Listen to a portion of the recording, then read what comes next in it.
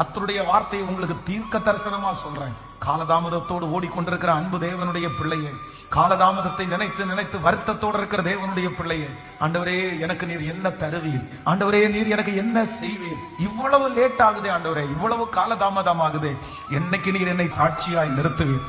என்னோடு கூட சேர்ந்த நிறைய பேர் வேகமாய் ஓடிட்டே இருக்கிறாங்க.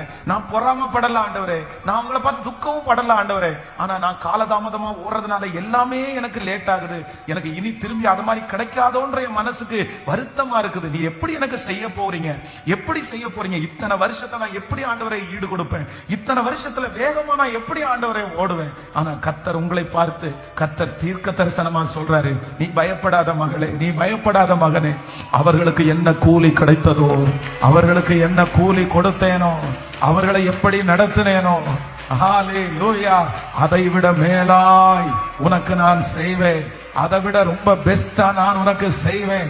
இக்காலத்து பாடுகள் இனி உங்களுக்கு வெளிப்பட போகும் மகிமைக்கு ஒப்பிடத்தக்கது அல்ல.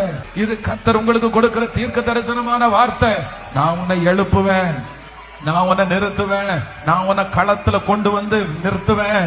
அன்றைக்கு அவர்களையும் உங்களையும் ஒப்பிட்டு பார்க்கும் போது அவங்க பொறாமப்படுகிற அளவிற்கு, அவங்க முறுமுறுக்கிற அளவிற்கு கர்த்தர் அவர்கள் கண்களுக்கு முன்பாக உங்களை மேன்மைப்படுத்துவேன் என்று வாக்கு கொடுக்கிறார்.